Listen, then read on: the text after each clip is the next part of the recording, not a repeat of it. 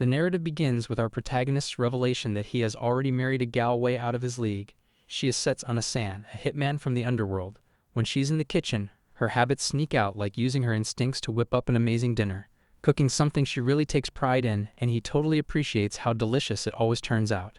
She's got this knack for keeping her expression in check because of her work, but if you look closely, you can see her struggling to hide her cute and flustered reactions. She's super overprotective, to the point where she put an intercom with a camera in their house. One day, a salesman shows up, and when our guy checks the footage, it freaks him out. Seeing him scared, she decides to deal with it her way. But just as she's about to go after the poor salesman, he steps in and stops her. For her, anything that could be a threat needs to be taken care of. He tries to calm her down, thinking this is going to be a tough situation.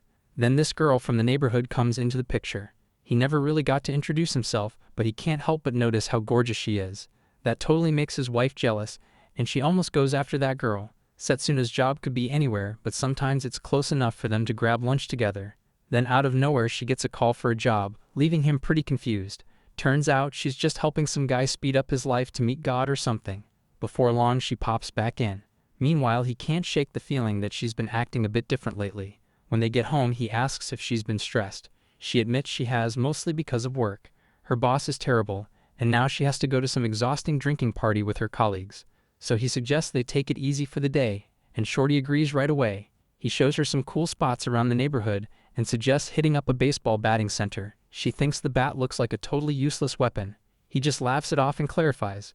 By the time they get to the center, she's still a bit unsure about what they'll be doing. He admits he's not super familiar with baseball either and explains that a machine throws the ball and they hit it with a stick called a baseball bat. She thinks the whole thing is a bit odd, just like he did at first until he gave it a shot.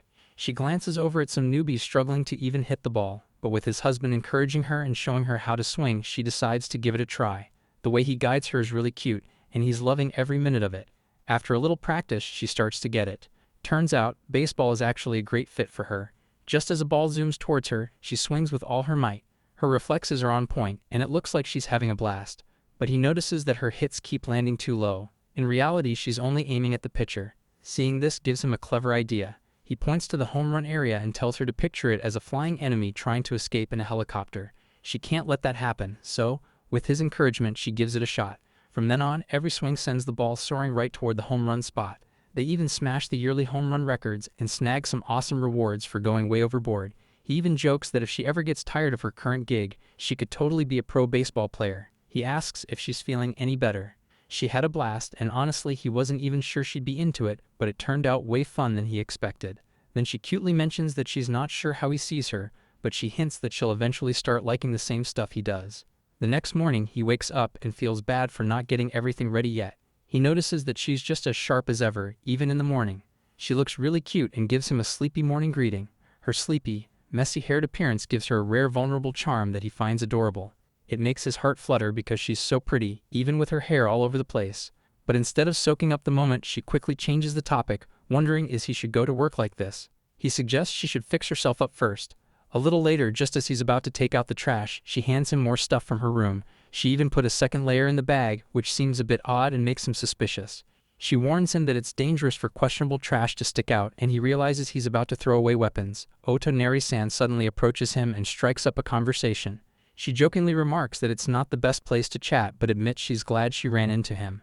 After mentioning that being home alone while her husband is away for work has been a little lonely, she casually invites him over. Caught off guard, he quickly points out that his wife is waiting for him at home. Smiling, she gives him a box of homemade food, explaining that she made too much. Though hesitant, he accepts the gift and returns home. He tells his wife about the food from the neighbor. She seems a bit confused and wonders if he's sure he's not getting into any trouble, and he can feel her intense vibe. He quickly reassures her that the neighbor is probably just being nice and isn't a bad person. But then, she pulls out a bottle and heats up an iron pan. He hopes she's not cooking something sketchy. Sure enough, she whips up some authentic tofu with a killer flavor for breakfast, drizzled with her joyful death sauce. She tries it first and claims it's not too bad. He suggests they head to work, and she starts checking things off her list, like making sure the windows and doors are locked. He asks what would happen if they got caught up in something, and she just casually says they'd blow up. When they both work the same day, they head to the station together. After passing through the ticket gates, they say their goodbyes. She tells him not to die, which always throws him off, but he makes it through another day. Later that night, he gets home and is surprised to find his wife already back. He figures she's probably in the bath. His mind starts racing with a few wild thoughts, but hey, they're still married. He wonders if he should just jump in with her, but then again she might go all out with her teasing, and he'd probably just fall over. Then she comes out in a shirt, totally catching him off guard and making him flustered. She looks amazing and apologizes, saying she thought she was alone. Since they're married, she thinks he shouldn't be so shocked. He's totally flattered. She asks if it's too awkward, offering to throw something on, but he insists it's fine and tries to look away. But honestly, he can't help but stare at how stunning she is, completely losing his mind. He does his best to keep it cool. Noticing he's all worked up, she asks if he's embarrassed. He admits his heart races every time. Realizing this is just how it goes, she heads to prepare dinner. He can't help but notice she's in such a great mood. After enjoying their meal together, they end up watching a hitman movie. He jokingly asks if she's ever used those kinds of guns. She tells him her mentor taught her how, but they're illegal in their country, and the company hasn't been too good about following the rules lately. Since they have work in the morning, they head to bed. They're still figuring things out as a newlywed couple. But just as she's about to drift off, he notices Setsuna always sleeps with her back to him. He starts wondering if this is some kind of newlywed thing. His mind races through theories about why they might sleep like that. Maybe it's for quick reactions or trusting each other. But he can't shake off the thought that she's completely defenseless while sleeping. So he calls out to her, asking why she always faces away, and if it has anything to do with her work. She quickly tells him it's not anything like that. Curious, he asks if something's bothering her. When it's clear he's not going to let this go, she finally admits there's actually a reason for it. She explains that when they're in bed, she just can't fall asleep if she's looking at his face. He asks for some proof, and she reluctantly lets him listen to her heartbeat. He suggests they work on getting used to being close, but she's just way too adorable. Our guy gets home late from work and spots Setsuna. He wonders if she's heading home too, but instead of answering, she leans against him. Puzzled by her unusually bold behavior, he tries to figure out what's going on. She admits she couldn't get away, making him briefly worry that she had run into trouble. Fortunately, the culprit turns out to be far less dangerous, a persistent coworker who dragged her into a drinking party, leaving her quite drunk. He can't help thinking that coworker must be a real menace to have gotten his wife this wasted. He also becomes painfully aware of how close she is, especially with her clenching his arm. Flustered, he suggests they start heading home. She stops him though. Thinking she may be having trouble walking, he hesitates, only to learn that she simply wants to stay close like this a little longer. Embarrassed but happy, he tells her to take all the time she needs. Seeing his back stirs up childhood memories for Setsuna.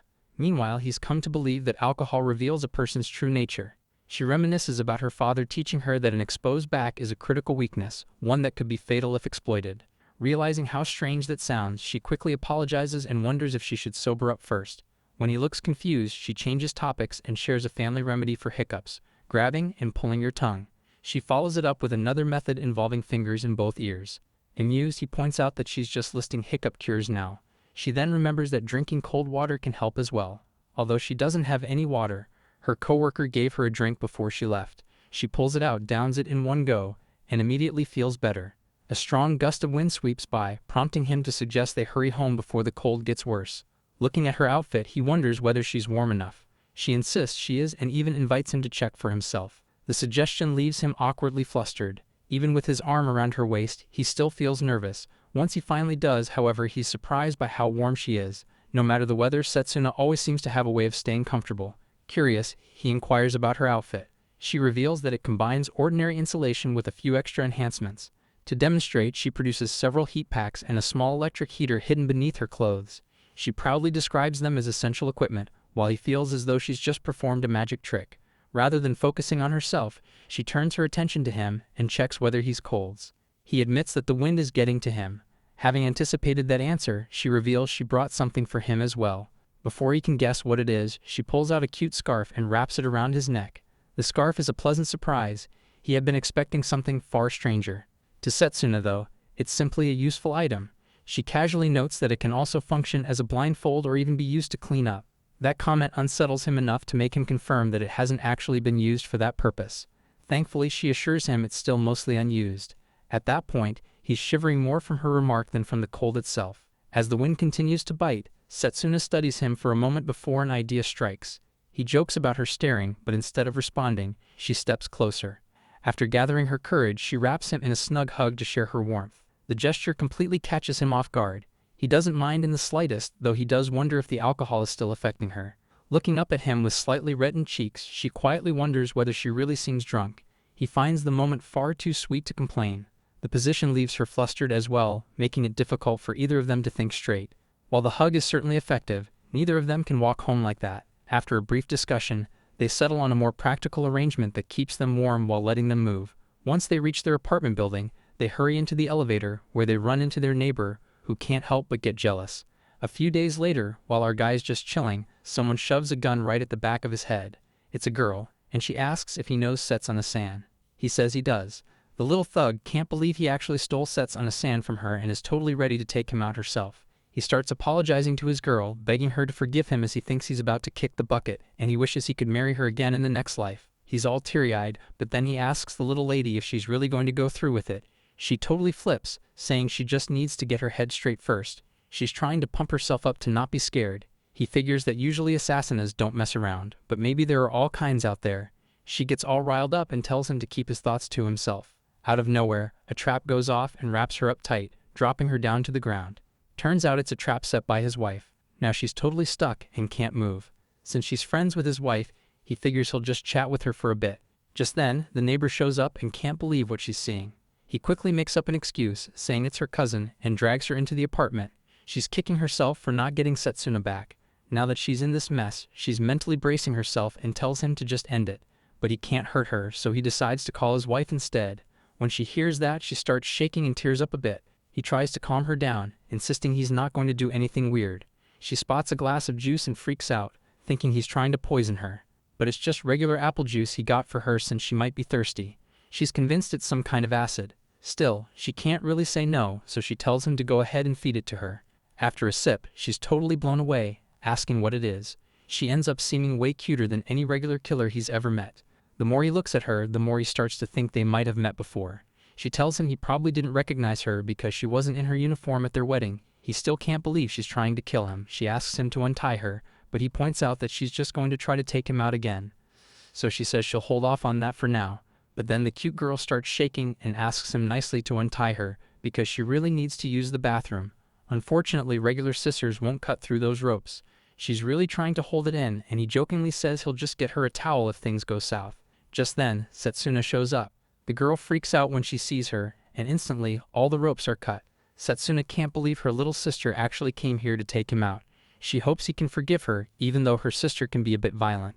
He tells her it's all good as long as she doesn't really go through with it. Setsuna reassures him not to worry. Haruka, her sister, wouldn't actually hurt anyone. She just can't bring herself to do it. Her hands start shaking and sweating too much when it comes down to it. She's just not cut out for that kind of life, even though she comes from a family of killers. But she's got this one super obvious trait that totally makes up for it. He gets all confused, and Setsuna has to explain that Haruka is small, short, slim, fast, and has awesome reflexes. And on top of all that, she's really cute. Well, that last one isn't exactly a skill though. She also gets tickled way too easily. Haruka suddenly pops back in and is in disbelief that they were talking about her while she was in the bathroom. She whips out her pistol again, ready to finally take out our dude, and tells Setsuna that now she can actually do it. Setsuna just tells her to chill and not say that out loud while trying to take someone down. Then she snatches the weapon away and advises her not to even think about it.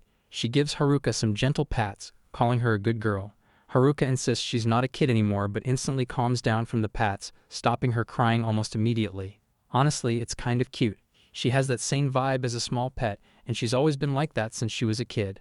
So Haruka insists that if cuteness is the thing that matters, it'd be way better for Setsuna to hang out with her instead of this average-looking guy. She's been looking forward to it, which is why she came to Tokyo in the first place. She thought they could just chill together. Haruka confronts Setsuna, asking why she picks someone who looks like just any random dude. Setsuna can't really explain, and her hesitation kinda hurts our dude's feelings. Haruka insists it must be a mistake and tells Setsuna they should just head home together. In a bit, Setsuna finally spills the beans on why she tied the knot with our guy. She cutely admits that it's just because she loves him and wants to know if he feels the same. He gets all flustered but agrees it really is that simple. He feels relieved there's no weird misunderstanding or anything. He confesses that he's just crazy about his babe, and she blushes a little too. Haruka, watching the whole scene, feels totally humbled. She heads back, all fired up to make sure she gets him next time. Meanwhile, Setsuna decides to whip up Haruka's favorite burgers for dinner. As soon as she hears that, her mind goes wild and her stomach starts growling too. So she figures she should grab dinner before heading home. On the flip side, our guy and his wife start chatting about how adorable Haruka is. He totally agrees. Over the weekend, Setsuna gets ready to tackle her cleaning mission. He asks if she just means the usual cleaning. Confused, she wonders what else he could be talking about. She's super focused on getting rid of every stain in the living room as quickly as possible, and she's really good at it. For her, cleaning a room feels kind of like her job. If she doesn't do a thorough job, she could get caught. For him, it's pretty appealing to see his babe in an apron. Her cool vibe mixed with how adorable she looks right now is just perfect. He asks if she's really Setsuna-san, the cleaning fanatic. She cutely replies that she's more just his lovely wife, and that really makes him happy. Then he notices there are no stains left on the window frames. She shares that she has these crazy chemicals that work wonders on shelf stains. Seriously scary stuff that you can't find in stores, but it makes cleaning a breeze. Plus, she's really good at killing bacteria. He tells her to stop using such intense words.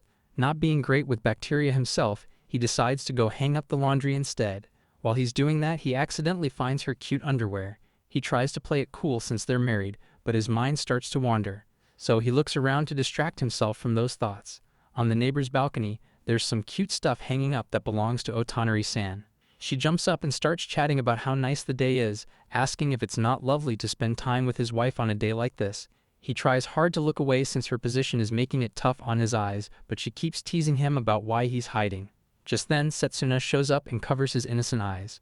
Once they're both back inside, he's set on cleaning up properly, but she's already finished the whole room. She tells him he can check. There won't be a single trace of blood anywhere. With 3 hours to lunch, she decides to take a short nap. He can't believe she worked that fast just to get to this point. She quickly brews some tea in their custom-made kotatsu, complete with a nice warm futon. The table's made of tough duralumin that could withstand machine gun fire. He's shocked by how oversized the kotatsu is, but she scoots closer and softly tells him that it's actually the perfect size for the two of them. He can't help but notice how clingy she's being, and she clearly loves it since they're married. She curls up in his lap and cutely asks if he's uncomfortable, but she's just being adorable like a little cat. She even meows, and he really digs this side of her. Time flies while she's enjoying the moment, but eventually she has to start making lunch. She seems a bit sleepy, but tells him not to worry and quickly puts on her cute apron. The same one he got her, and she wants to wear it just right. He's glad she likes it. Whether she's cooking or cleaning, she's always in her suit. That's why he bought her the apron in the first place. She tells him that her suit doesn't actually get dirty even without it. She's learned how to avoid messes in her job, and back when she was training with her dad, she figured out how to handle everything while still looking sharp. Her little sister, on the other hand, always ended up with stains. That's how her suit has stayed clean all these years. After hearing all that, he starts to think that maybe what he did was a bit much and wonders if she really needs the apron. She's shocked he'd even ask that. With an adorable expression, she tells him she totally needs it. She explains that it's special because he gave it to her, and that's all that matters to her. That definitely catches him off guard, and she adds that's why she takes such good care of it, so it stays clean.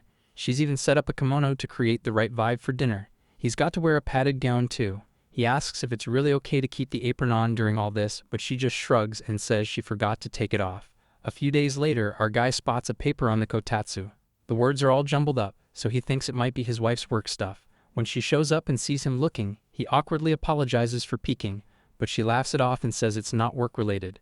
Turns out she's been planning their shopping trip for the weekend. Since he saw it, she's like, "Go ahead and check if I missed anything." The plan is so detailed that it's hard to believe it's just for shopping. He can't believe they actually show up on time. He's pretty shocked at how much stuff she wants to buy. He throws out the idea of splitting up to tackle the list faster, but she doesn't seem too keen on that. He quickly clarifies he didn't mean it like that and suggests they hit up the furniture store first because it'd be cool to spice up their room a bit. Lately, he's noticed she's really into making their place cozy. She's especially interested in cute decorations since they could also hide traps and cameras. He can't help but think she's adorable. Then she brings up that they need more kitchen utensils.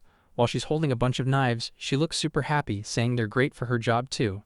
He wonders if buying all those knives is going to get pricey, but she confidently says she'll just convince her company that they're necessary tools for work. They also check out some clothes, but honestly, the set she already has is good enough for her. He takes a peek at her suit, which he's been thinking about for a while, and asks if it wasn't originally made for a guy. She explains it's actually a redesign from her dad's suit, built specifically for killers, so it's super comfy. But she points out that it's a bit tight around her chest. He thinks so too. So she decides to look for something more comfortable to sleep in. As she talks about it, he starts picturing her in pajamas, and while he's off in that daydream, she suggests it sounds like a good idea. But they are kinda pricey, so she thinks about tweaking them a bit so they can also be used for fighting. Later, they realize this department store really does have it all. She gives him a glance, and they both feel a bit flustered. She lightly tugs at his shirt and admits she really wants to have a kid with him someday, but she adds that since they just got married, she wants to wait a little longer before starting a family. He tells her he'll stick by her side forever, no matter what. After hitting up a few more stores, they wrapped up most of their shopping. He couldn't believe how much stuff they ended up with. She casually mentions wanting some kind of delivery service to help with all their bags, which throws him off a bit. Turns out she just means a regular transport service in Japan. A bit nervously, she asks if they should grab some sweets.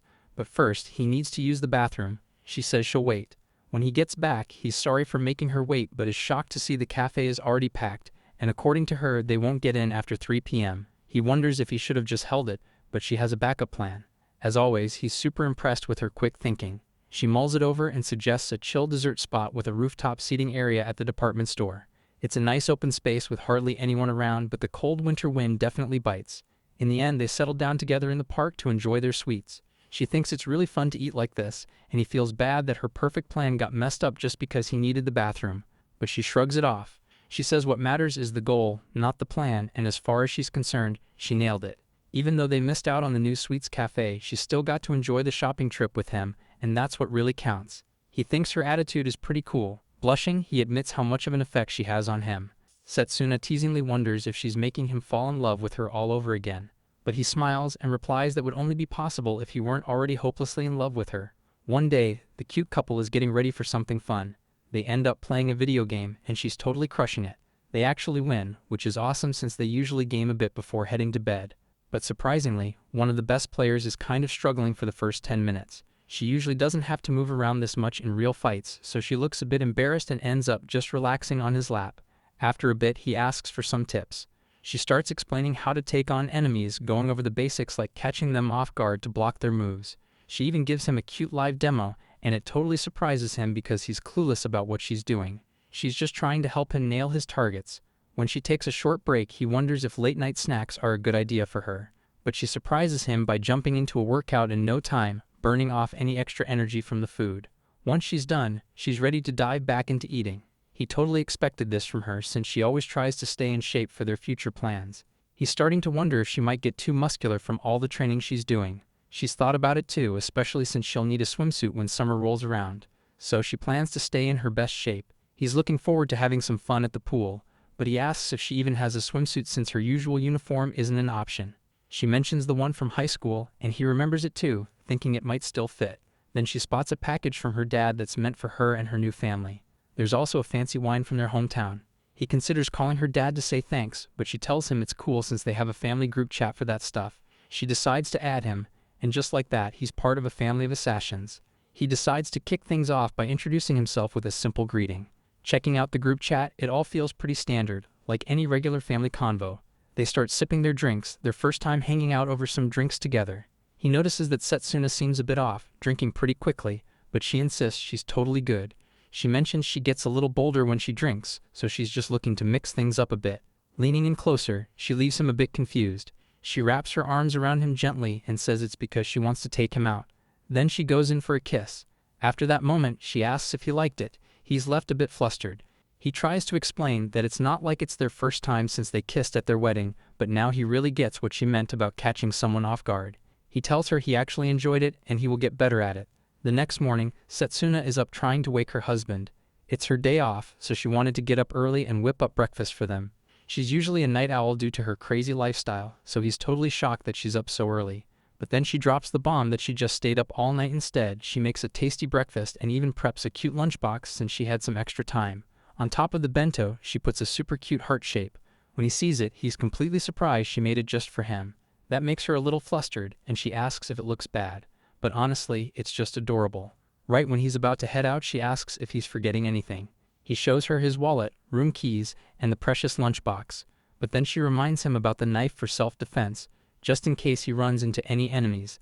That makes him shiver a bit. Just as he's about to leave again, she tells him to wait one more time.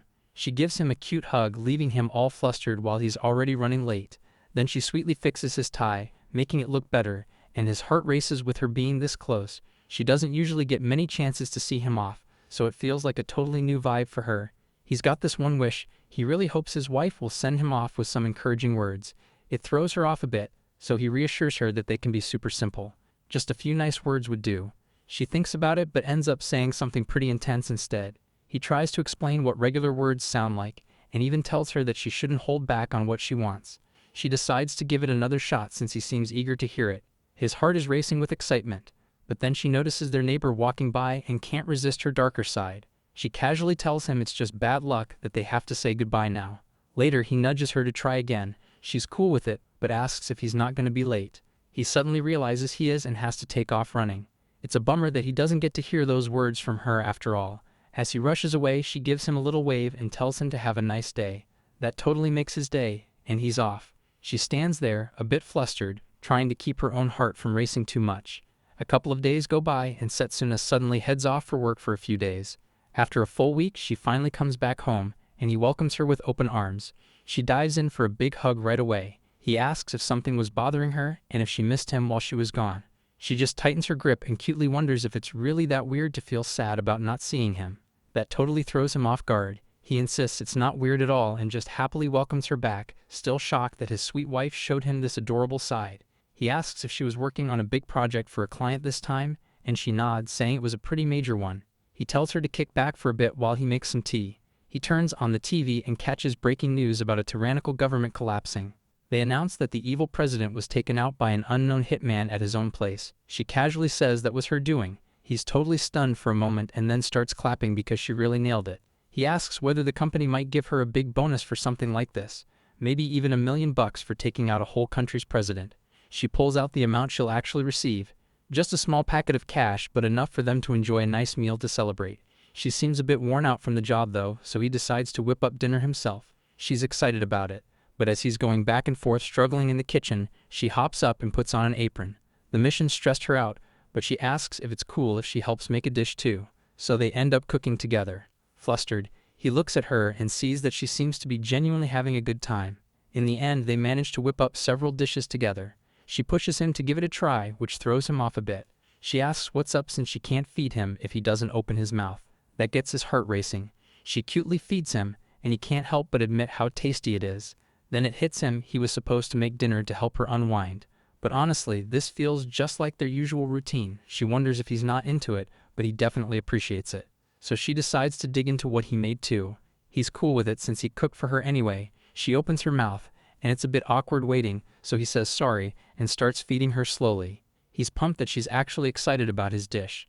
After that perfect moment, they both get busy doing the dishes together. He mentions that he enjoys both cooking for her and eating the meals she cooks. She realizes it's funny because she feels the same way. Our dude is living the dream. In the end, it's just awesome that they're married. A delivery shows up, and our guy goes to check it out. The delivery girl opens this fancy perfume, and he gets a whiff of it. It smells super sweet, and suddenly he feels all drowsy, like he's about to pass out.